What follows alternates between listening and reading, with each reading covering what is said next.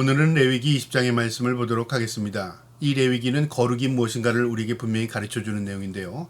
하나님이 거룩하십니다. 하나님께 드려지는 예물이 모두 구별된 거룩한 것입니다. 그리고 그 행위를 하는 백성들, 제사장들이 거룩해야 합니다. 그리고 이제 이스라엘 민족이 정착해야 할 이 땅, 가나안 땅이 거룩한 땅이 돼야 하나님께서 그 거룩한 땅에 임재하십니다. 그래서 하나님께서 내가 거룩하니 너희도 거룩하라고 명령하신 것처럼 오늘도 그 땅을 거룩하게 만들어야 할 이 하나님의 백성에게 하나님께서 모세를 통해서 명령한 내용입니다. 오늘도 이 말씀을 통해서 거룩이 무엇인가를 깨달을 수 있는 저와 여러분 되기를 주님의 이름으로 축복합니다. 20장 1절에 여호와께서 모세에게 말씀하여 이르시되 너는 이스라엘 자손에게 또 이르라 그가 이스라엘 자손이든지 이스라엘의 거류하는 거류민이든지 그의 자식을 몰록에게 주면 반드시 죽이되 그 지방 사람들이 돌로 칠 것이요. 이 가나안 사람들이 그 당시에 행했던 이 제사 가운데 몰록 제사가 있었습니다. 인신 제사인데요. 자신의 자식을 그 제단에 들여서 신에게 바치는 인신 제사였습니다. 그게 몰록 제사였는데요. 이 하나님의 백성들이 어떠한 일이 있어도 너희가 가나안의 풍습을 담지 말고 그들이 행했던 그 우상 숭배하지 말라. 특별히 몰록 제사 같은 거 흉내도 내지 말라 하나님 명령하시는 겁니다. 3절에요. 나도 그 사람에게 진노하여 그를 그의 백성 중에서 끊으리니 이는 그가 그의 자식을 몰록에게 주어서 내 성소를 더럽히고 내 성호를 욕되게 하였습니다. 너희가 만약에 몰록 제사를 드린다면 그 자손을 끊어버리겠다. 그리고 내 성소를 더럽힌 것에 대해서 내가 반드시 묻겠다 그 말이죠. 그러니까 하나님이 미워하고 가증스러워하는 겁니다. 이 제사를 이 가나안 사람들은 드렸습니다. 그래서 하나님께서 가나안 백성들을 쫓아내고 거기다 하나님의 백성들이 살아갈 수 있도록 그 땅을 이 이스라엘 민족에게 준 것입니다. 4절에요.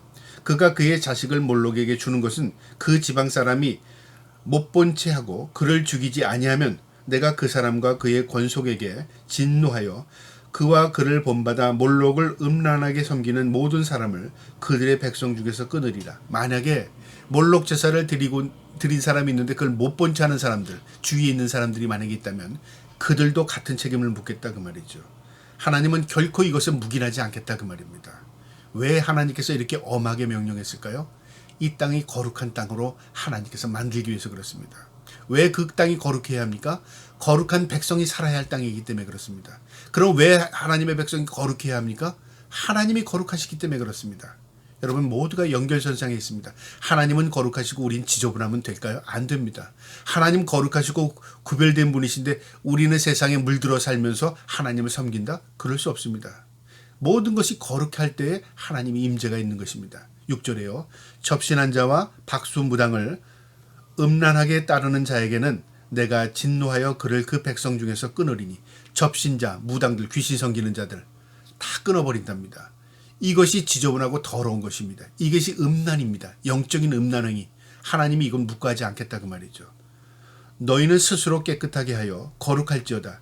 나는 너희 하나님 여호와라. 스스로 깨끗하게 했다. 스스로 조심하라. 스스로 경성해라 그 말이죠.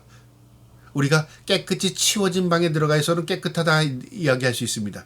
그 방을 우리가 더럽히면 또 더러워지는 거죠.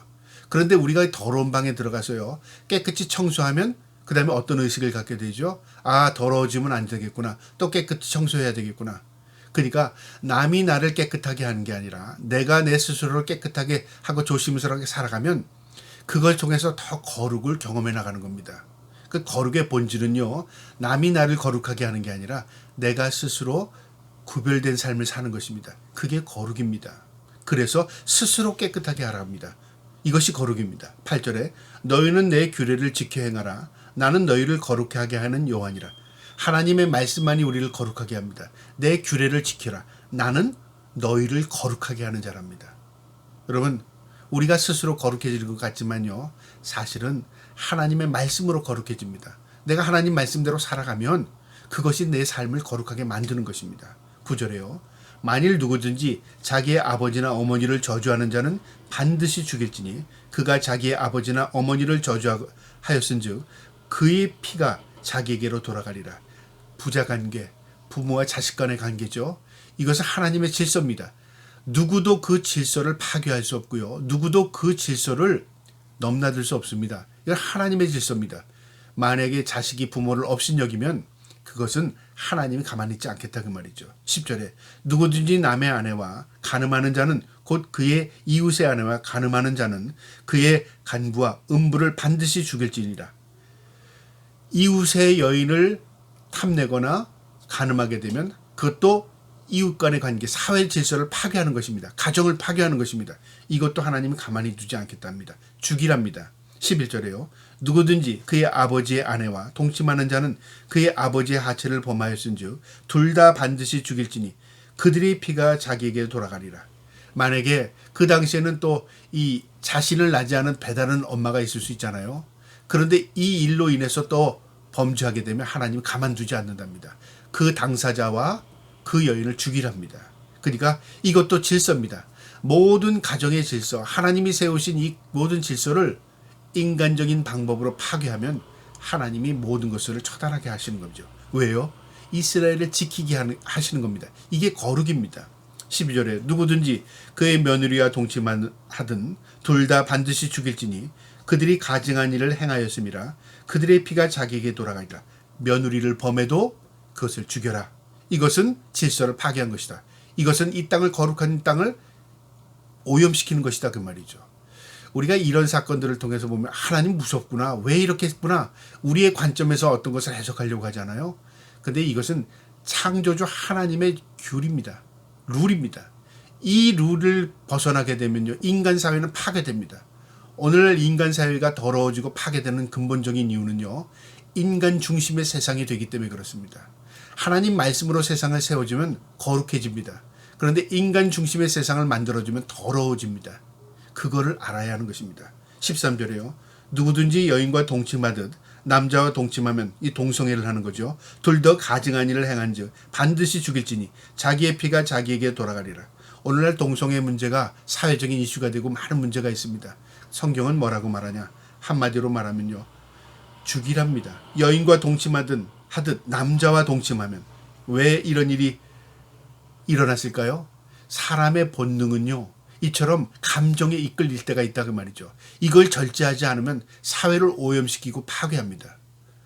우리에게 감정 본능이 있습니다. 그것이 절제하고 통제될 때 사회가 유지되는 것이지, 우리의 감정과 우리의 이 어떤 절제하지 못하는 이 감정을요, 폭발하고 느낌대로 살고 감정대로 살면 자신은 좋을지 모르지만 세상은 파괴되고 나쁜 영향 속에 빠져들게 되는 것이죠.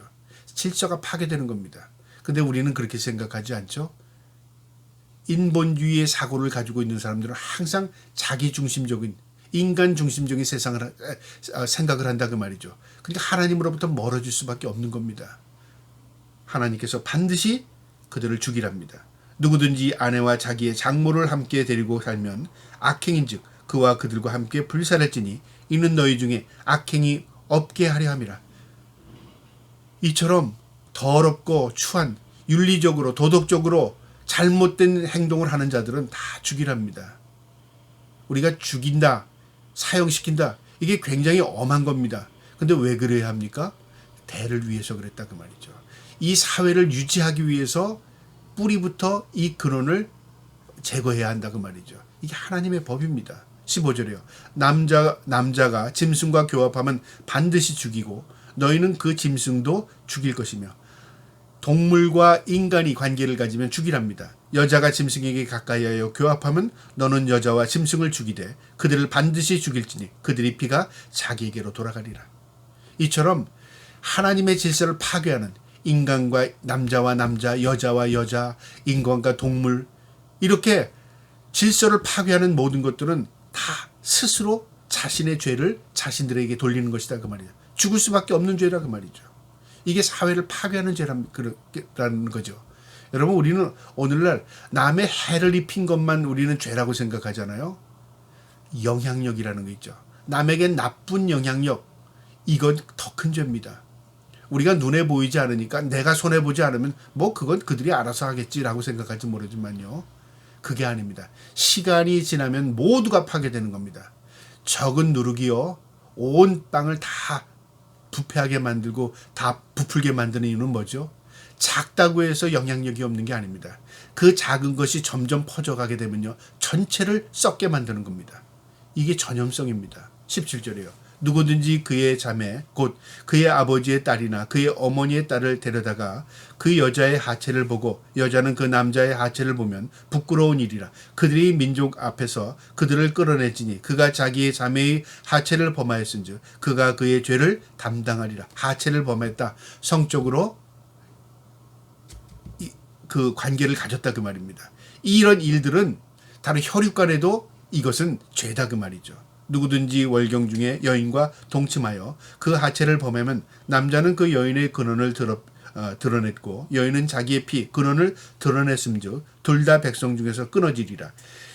내 이모나 고모의 하체를 범하지 아니하니 이는 살붙이를 하체인즉 그들이 그들의 죄를 담당하리라. 이모나 고모나 그다음 배다른 형제나 자매나 그다음에 또 계모나 누구든지 할 것 없이 이 질서의 범위 안에서 넘나들면요 모두 다 죽이랍니다. 이것은 하나님이 만드신 이 세상을 파괴하는 행위가 되는 것입니다. 전면적으로 하나님께 도전하는 것이 된다 그 말입니다. 20절에 누구든지 그의 숙모에 동침하면 그는 숙부의 하체를 범하니 그들은 그들의 죄를 담당하여 자식이 없이 죽으리라. 누구든지 그의 형제의 아내를 데리고 살면 더러운 일이라. 그가 그 형제의 하체를 범함이니 그에게 자식이 없으리라. 그러니까 우리가 남을 더럽힌다는 건 뭐냐면요, 그 당사자에게만 더럽히는 게 아니라 그의 가족을 건들거나 그의 관계에 있는 사람을 더럽히는 것, 그것도 더럽힌다 그 말이죠. 우리가 하나님의 백성 그리고 하나님의 창조물을 더럽히는 것은요 하나님을 더럽히는 것입니다. 하나님을 욕되게 하는 것입니다. 그 관점으로 우리가 바라봐야 하는 것입니다. 22절에요. 너희는 나의 모든 규례와 법도를 지켜 행하라. 그리하여야 내가 너희를 인도하여 거주하게 하는 땅이 너희를 토하지 아니하리라. 하나님의 말씀과 하나님의 법대로 살아라. 가나안 땅에서. 그래야 하나님이 토해내지 않는답니다. 너희를 쫓아내지 않는답니다. 그러나 너희가 하나님의 말씀대로 살면 어떻게 된다고요? 그들은 그 땅에서 영원히 살게 하신다 그 말입니다. 이스라엘 민족이 예수 그리스도를 십자가에 못 박혀 죽게 했습니다. 유대인들이요. 그리고 그 이후에 흩어졌습니다. 그래서 2000년 동안 나라 없는 민족으로 살아갔습니다. 그리고 1948년에 그들이 독립을 선언하고 이스라엘 땅, 지금 팔레스타인 중앙에 있는 이스라엘 땅에 그들이 기거하게 되었습니다. 많은 어려움과 여러 가지 환난 가운데 있지만요, 그들이 견뎌내는 이유는 하나님의 말씀, 그들이 지금은 예수 그리스도를 믿지 않고 메시아를 받아들이지 않지만 그들은 하나님의 말씀을 그저 믿습니다. 그래서 그들은 그 땅이 하나님이 주신 땅으로 믿고 있고요, 하나님이 그들을 지켜주신다고 그들은 그 약속을 믿고 있는 민족입니다. 언제가 때가 되면 메시아를, 예수 그리스도 메시아를 그들이 구주로 받아들일 날이 있을 겁니다. 그래서 그들의 모습을 보게 되면요, 그들이 무엇을 믿고 있는가, 왜 그들이 그런 행동을 하는가, 말씀을 통해서, 성경을 통해서 우리가 고찰하지 않으면 그들을 이해할 수 없습니다. 성경에 나오는 그 말씀을 그들은 믿고 있는 겁니다. 그래서 그들은 하나님의 말씀대로 행하고 하나님 지켜주신다고 그 믿고 있는 그 믿음이, 그 바탕이 있습니다. 23절에 너희는 내가 너희 앞에서 쫓아내는 족속의 풍속을 따르지 말라. 그들이 이 모든 일을 행함으로 내가 그들을 가증히 여기노라. 내가 전에 너희에게 이르기를 너희가 그들의 땅을 기업으로 받을 것이라. 내가 그 땅 곧 젖과 꿀이 흐르는 땅을 너희에게 주어 유업을 삼게 하리라 하였노라. 나는 너희를 만민 중에 구별하여 너희 하나님 여호와니라. 내가 너희에게 약속한 그 땅, 가나안 땅, 젖과 꿀이 흐르는 땅, 그 땅을 너희에게 주겠다고 약속했다. 나는 하나님이라 그 말이죠. 그들이 그 말씀을 믿는 겁니다. 하나님이 주신 땅, 하나님이 주시겠다고 약속한 땅, 우리는 그 말씀대로 살아야 할 그 땅, 그것을 회복하는 겁니다. 그리고 그들이 이제 주님 오시기 전에요, 그들이 깨달음을 갖게 됩니다. 그리고 메시아 예수 그리스도를 구주로 받아들일 날이 올 것입니다. 그것이 끝의 모습으로 우리에게 비춰진다 볼 것입니다. 그리고 이제 주님이 오실 날이 다가오는구나, 그걸 알게 되는 것입니다. 25절에요. 너희는 짐승이 정하고 부정함과 새가 정하고 부정함을 구별하고 내가 너희를 위하여 부정한 것으로 구별한 짐승이나 새나 땅에 기는 것들을 너희의 몸을 더럽히지 말라. 정한 것 부정한 것을 하나님이 정해주셨습니다. 이것으로 너희의 몸을 더럽히지 말랍니다. 그러니까 정하고 부정한 것은요, 우리의 관점이 아니라 하나님의 관점입니다. 하나님께서 정한 대로 룰대로 살면 우리를 하나님이 지키시고 보호해 주십니다. 26절에 너희는 나에게 거룩할지어다. 이는 나 여호와가 거룩하고 내가 너희를 나의 소유로 삼으려고 너희를 만민 중에 구별하였습니다. 너희는 나에게 거룩하랍니다. 하나님이 거룩하십니다. 하나님의 백성은 구별된 삶을 살아야 합니다. 그것이 거룩입니다. 하나님의 명령입니다. 왜냐하면 너는 나의 소유고 나는 너를 구별한 하나님이라. 하나님과의 관계죠. 우리가 거룩히 살아야 할 이유는 내가 하나님 백성이기 때문에 그렇습니다. 그것이 하나님의 영광이 되기 때문에 그렇습니다. 만약에 우리가 거룩하게 살지 못하면 우리가 그 하나님의 명령을 저버린 겁니다. 하나님의 관계를 우리가 스스로 끊게 된 것입니다. 그것을 의식하고 살아야 합니다. 마지막 27절에요. 남자나 여자가 접신하거나 박수무당이 되거든 반드시 죽일지니 곧 돌로 그를 치라. 그들이 피가 자기에게로 돌아가리라. 무당되거나 접신하 귀신 섬기거나 죽이랍니다. 전염성, 오염성 때문에 그러고요. 하나님의 백성들을 하나님으로부터 떠나게 만드는 오염된 물질이 되기 때문에 오염된 그런 존재가 되기 때문에 그렇습니다. 그래서 그들을 끊어내렵니다. 여러분 이게 하나님의 말씀입니다. 거룩이라는 것은요 구별된 것입니다. 우리가 거룩이라는 게 종교적인 행위로만 생각하고 종교적인 언어로만 받아들이잖아요. 여러분 이 거룩의 진실한 의미는 뭐냐면 우리가 하나님 앞에 구별된 존재라는 의식입니다. 그리고 구별된 삶을 살아가는 것입니다. 그리고 하나님을 의식하고 살아가는 것입니다. 이게 거룩입니다. 저와 여러분이 오늘도 하나님 앞에 거룩한 삶을 살아갈 수 있기를 주님의 이름으로 축복합니다. 아멘.